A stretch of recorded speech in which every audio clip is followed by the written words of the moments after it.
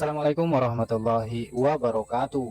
Halo teman-teman, selamat datang kembali di channel kami Zaizan Preset. Di video kali ini kita akan memperbaiki Oppo A3s ini masuk dalam keadaan stuck di logo. Dan anehnya di sini ketika kita charger malah stuck di logo petir ya. Kemarin pas masuk itu stuck di logo Oppo Power by Android.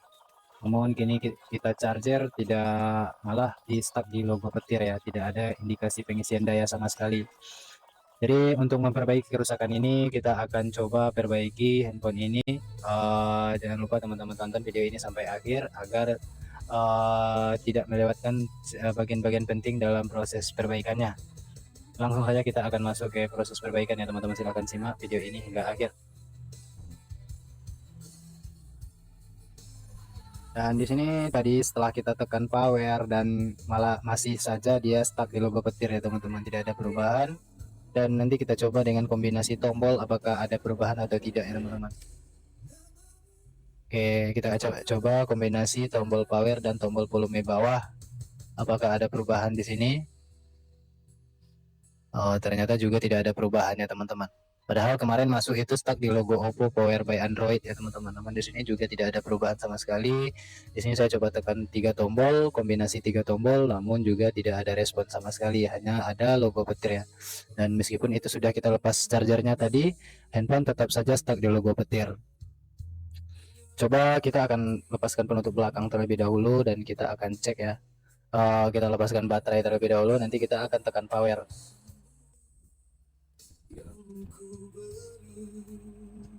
Ini kita lepas terlebih dahulu penutup slot SIM-nya, SIM injektornya, dan kita lepaskan semua skrup ya. Di sini kita lepaskan baterai dan kita coba tekan power, dan durasi video saya percepat ya teman-teman, mengingat minimal waktu juga. Setelah kita tekan power, ini handphone stuck di logo Oppo Power by Android. Dan kemarin sama dengan ini ya, pas masuknya sama dengan ini, dia stuck di sini, tidak mau masuk ke menu. Dan ini sudah saya tunggu beberapa saat karena durasi video saya percepat ya. Ini masih belum ada perubahan ya teman-teman. Oke, kita akan tangani ya. Di sini saya akan coba terlebih dahulu melakukan flashing. Apakah dengan cara flash handphone ini bisa down atau tidak ya. Oke, saya lepaskan dulu baterainya. Di sini sambil saya cek fisik ya. Saya cek fisik. Ini fisik MMC dan CPU-nya masih belum digarap. Jadi sesuai permintaan user juga, karena handphone katanya tidak mau dieksekusi secara kasar ya. Jadi minta dilakukan flash saja, mengingat menimbang harga atau budget ya teman-teman. Karena user tidak mau dieksekusi MMC-nya, dan saya akan coba lakukan flashing di sini.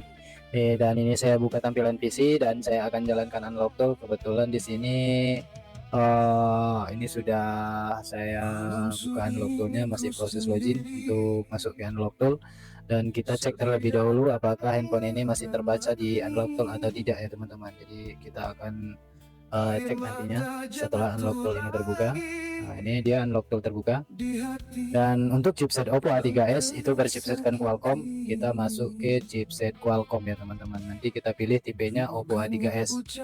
Kalau kita lihat di sini secara fisik ini handphone ini Qualcomm, tipe Qualcomm. Kemudian di sini kita pilih brandnya Oppo ya teman-teman. Di bagian brand kita pilih tipe. Ini kita cari Oppo A3s. Ya, CPH 1803 atau CPH 1805. Nah, ini dia. Kemudian kita klik lagi. Lalu kita klik boot device. Setelah ini kita posisikan handphonenya dan kita akan koneksikan handphone ke unlock tool. Sambil kita lihat apakah handphone ini terbaca di unlock tool atau tidak ya teman-teman. Oke, kita akan posisikan handphonenya. Di sini saya akan koneksikan dengan cara menekan tombol volume atas dan volume bawah. Ini tidak masuk ke recovery ya teman-teman. Biasanya untuk masuk recovery mode itu kita butuh tombol power dan tombol volume bawah. Namun sini tidak masuk ke recovery. Setelah saya tekan, akhirnya kita coba saja nanti menggunakan tombol kombinasi tombol volume atas dan volume bawah. sambil kita colok USB. Di beberapa kasus pernah saya coba itu bisa ya teman-teman. Dan mudah-mudahan nanti seri ini juga bisa menggunakan kombinasi tombol volume atas dan tombol volume bawah. Karena penutupnya sudah dilepas, saya kasih satu stroke tadinya, dan kita akan tekan tombol volume bawah dan volume atas sambil kita colok di donor USB ya teman-teman. USB yang sudah terkoneksikan ke PC atau laptop. Dengan catatan di PC atau laptopnya sudah terinstall driver KD Loader 9008 atau driver Qualcomm ya teman-teman, agar handphone terbaca di sini ya teman-teman. Oke, ini tidak masuk ke recovery mode. Sudah saya coba tekan tombol power kombinasi tombol volume bawah, juga tidak masuk recovery mode. Oke, coba ulangi, lepas lagi baterai dan pasang ulang. Dan kita coba satu kali lagi ya. Kita coba satu kali lagi apakah bisa masuk ke recovery mode. Karena biasanya kita butuh recovery mode untuk masuk ke versi 1.2 ya teman-teman. Ini handphone juga tidak masuk, malah masuk lagi ke logo Oppo ya. Untuk kerusakan seperti ini ada kemungkinan di software ya teman-teman, dan itu tidak menutup kemungkinan juga di bagian OMC, karena rata-rata seri ini sudah kadaluarsa MMC-nya ya teman-teman. Jadi rata-rata MMC sudah mulai busuk dan itu sudah minta diganti ya. Oke, di sini saya coba pasang ke belakang agar kita bisa menekan tombol volume atas dan volume bawah dengan kita USB ini. Ini juga tidak masuk ya teman-teman. Jika tidak masuk ke recovery mode, saya tekan tombol volume bawah dan tombol power kombinasi juga tidak masuk ke recovery mode, dan kita akan coba lagi nantinya menggunakan tombol volume atas dan volume bawah lalu colok USB. Ini kita tekan volume atas dan volume bawah. Dan kita colok USB. Ini saya posisikan dulu ya. Colok dulu USB-nya ke komputer dan kita koneksikan. Kita lihat di sini apakah masuk terbaca KD Loader 9008. Coba pastikan. Ini ya terbaca ya teman-teman. Oke, ini terbaca KD Loader 9008. Apakah partisinya masih terbaca atau tidak? Di sini kita akan tahu nantinya apakah ada filenya atau tidak ya. Oke ya, ini partisi terbaca. Oke, ini sempat terhenti ya. Tadi saya coba utak-atik dan akhirnya juga tidak bisa ya, karena di beberapa kasus seperti Realme 5i itu bisa di RSMIS C, itu pun logo petir merah ya, sementara tadi logo petir putih. Dan ini kita colok lagi ke USB, ke unlock toolnya, dan kita lihat di sini apakah masih terbaca. Dan ini sempat saya utak-atik sebelumnya ya, sehingga di sini PGPT-nya merah di sini, padahal sebelumnya itu tidak merah ya teman-teman. Oke, saya sudah coba sebelumnya RSMIS C dan lakukan berbagai hal sehingga handphone ini juga tidak hidup. Dan solusi terakhir, kita akan lakukan flash menggunakan file readback dari chipset Qualcomm ya. Ini kita arahkan dulu ke foldernya, kita klik di bagian folder ini, kemudian kita cari di mana kita menyimpan file backup-nya. Oke, kita ulangi, folder, kemudian kita cari foldernya. Ini saya cari, kebetulan saya simpan di sini. Dan Oppo A3s, dan ini kosong ya. Nah, meskipun kosong itu dia ada isi di sini, dia tetap masuk ya teman-teman. Meskipun terbacanya kosong, itu tetap masuk filenya. Ini kita ulangi dan kita save, dia filenya masuk. Tidak sama dengan scatter ya teman-teman, chipset MTK itu ada filenya, sementara di Qualcomm hasil backupan ini tidak keluar ya, tidak keluar scatternya, tinggal save. Dan kemudian kita klik flash seperti tadi barusan. Setelah itu kita tunggu proses flashing ini hingga selesai. Dan di beberapa kasus yang saya eksekusi menggunakan file ini sebelumnya, itu down semua ya teman-teman. Mudah-mudahan ini juga down kalau seandainya MMC-nya masih bisa dipergunakan. Tapi jika MMC-nya sudah mulai busuk, tetap juga tidak bisa digunakan. Meskipun sudah kita flash pun, dia tidak mau hidup. Kalau kita perhatikan di sini, proses flashing-nya berjalan dengan lancar ya teman-teman. Mudah-mudahan dengan kita flashing ini bisa menghidupkan handphone ini dan user bisa menggunakan handphone lagi ya teman-teman. Karena di sini sesuai kesepakatan juga, dan saya sudah tawarkan ganti IC MMC, user mengatakan bahwasanya harganya tidak cocok lagi dengan harga handphone. Memang betul ya teman-teman, harganya tidak akan cocok lagi kalau dibandingkan dengan harga jasa perbaikannya. Dan ini saya lakukan untuk flashing. Kalau kita lihat di sini prosesnya oke ya. Ini keterangannya oke. Biasanya untuk chipset Qualcomm akan langsung restart. Coba kita tunggu ya. Ini tadi untuk softwarenya, drivernya sudah hilang. Biasanya akan langsung restart. Alhamdulillah ya, ada logo petir di sini. Dan kita tunggu. Sementara di sini kita tunggu ya. Kalau tadi di awal emang logo petir seperti ini, apakah ada Oh, ini langsung restart ya teman-teman. Kalau tadi dia stuck di logo petir ya. Kalau ini sudah ada perubahan, sudah ada kemajuan juga. Apakah bisa masuk menu atau tidak ya? Ini masih proses booting. Untuk proses booting ini memakan waktu yang cukup lama juga.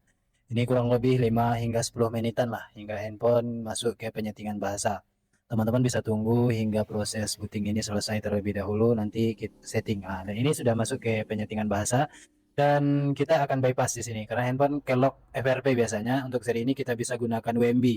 Kita ketikkan WMB bintang pagar 81.3 pagar dan ini handphone akan langsung mati dan masuk ke menu ya. Alhamdulillah ya teman-teman.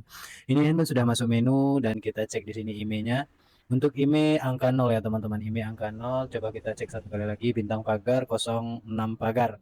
IMEI angka 0. Oke, IMEI angka 0 dan kita cek lagi di sini persinyalannya dan di sini kita masuk ke pengaturan di bagian tentang ponsel ya teman-teman. Oke, ini pengaturan tambahan ya. Apakah di sini letaknya? Oh, bukan ya teman-teman. Ini status memorinya untuk handphone ini terbaca 3 per berapa ya? Oke, tentang ponsel nih, tentang ponsel mana? Ini salah lagi. Kembali satu kali lagi tentang ponsel.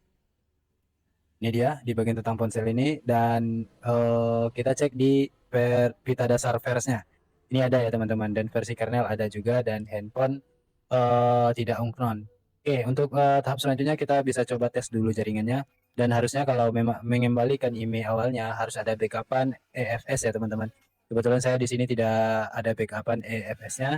Jadi dan beberapa kasus yang saya kerjakan sebelumnya kalau IMEI angka 0 seperti ini harusnya sinyalnya aman ya teman-teman dan kita akan lakukan pembuktian dan kita pasang penutup belakang serta kita coba menggunakan kartu SIM card. Jadi kita tes apakah sinyalnya keluar atau tidak. Jadi enaknya kita menggunakan file readback dari handphone yang normal itu meskipun IMEI angka 0 seperti ini biasanya sinyal tetap keluar ya teman-teman. Itu terkhusus pada chipset Qualcomm ya teman-teman. Dan lain hal lagi kalau seandainya IMEI-nya unknown ya teman-teman. Ini handphone RAM 3 internalnya 16 ya teman-teman. Ini teman-teman perhatikan di bagian tentang ponsel. Dan saya akan koneksikan juga handphone ini dan saya akan pasang kartu SIM-nya. Nanti kita lihat setelah kita pasangkan kartu SIM apakah sinyalnya keluar. Kalau sinyalnya aman atau sinyalnya ada, kita tes juga fungsi internetnya. Fungsi internetannya. Kalau seandainya internetannya normal, teleponnya normal, kasus kita down ya teman-teman. Jadi kalau pengen mengembalikan IMEI-nya tinggal repair IMEI sih solusinya. Namun di sini saya tidak melakukan repair IMEI. Ini teman-teman perhatikan sinyalnya sudah keluar ya. Meskipun IMEI angka 0 tetap sinyal keluar. Kita coba koneksikan ke internet terlebih dahulu. Dan ini harus diupdate dulu YouTube-nya ya. Kita buka Play Store saja. Kalau seandainya bisa kita masuk ke buat akun berarti kasus down dan handphone nota ya teman. Nah, ini sudah bisa dan handphone nota. Oke teman-teman, mungkin itu saja dari saya. Semoga bermanfaat. Filenya silahkan ambil di link deskripsi. Dan jangan lupa teman-teman like dan subscribe channel ini serta tinggalkan komentar yang bersifat mendukung. Wabillahi taufiq wal hidayah. Wassalamualaikum warahmatullahi wabarakatuh.